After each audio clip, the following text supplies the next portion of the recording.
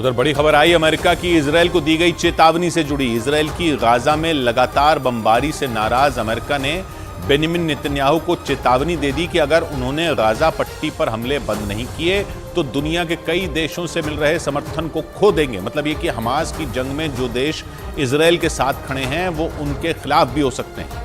माना जा रहा है कि इजरायल पर अमेरिका का गुस्सा इसलिए भड़का क्योंकि इजरायली सेना की कार्रवाई में गाजा में बड़े पैमाने पर बच्चों और महिलाओं की मौत हो रही है और इसी वजह से इजरायल के साथ साथ पूरी दुनिया में अमेरिका की भी किरकिरी हो रही है। ऐसे में अमेरिका दुनिया के सामने अपनी साख बचाने के लिए इजरायल के साथ सख्त रवैया अपना रहा है।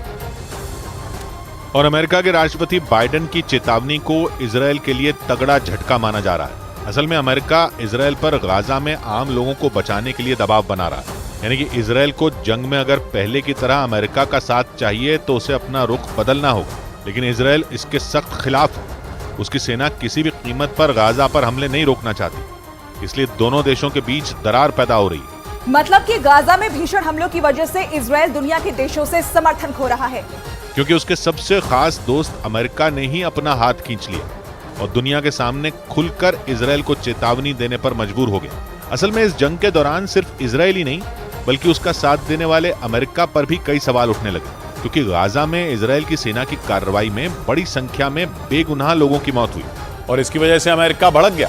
गाजा में इजरायल की सेना ने हमास से निपटने के लिए ताबड़तोड़ मिसाइलें दागी, लेकिन आरोप है कि अपनी कार्रवाई करने के दौरान इजरायल के सैनिकों ने वहां आम लोगों को भी नहीं बख्शा।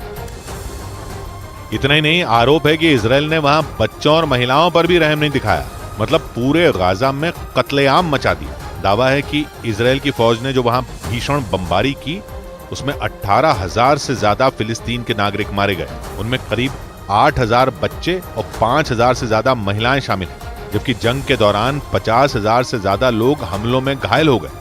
इतना ही नहीं, करीब 8,000 लोग लापता बताए गए और बड़ी संख्या में हुई लोगों की मौत के बाद भी इजरायल की सेना रुकने का नाम नहीं ले रही है, क्योंकि जंग की शुरुआत में उत्तरी गाजा को निशाना बनाया जा रहा था, लेकिन 2 महीने बाद दक्षिण गाजा पर भी इजरायल के सैनिकों ने हमले तेज कर दिए और इन्हें रोकने के लिए अमेरिका ने मोर्चा खोल दिया। राष्ट्रपति बाइडेन ने यह साफ कर दिया कि अगर इजरायल ने हमले नहीं रोके तो जंग में वो अकेला पड़ जाएगा।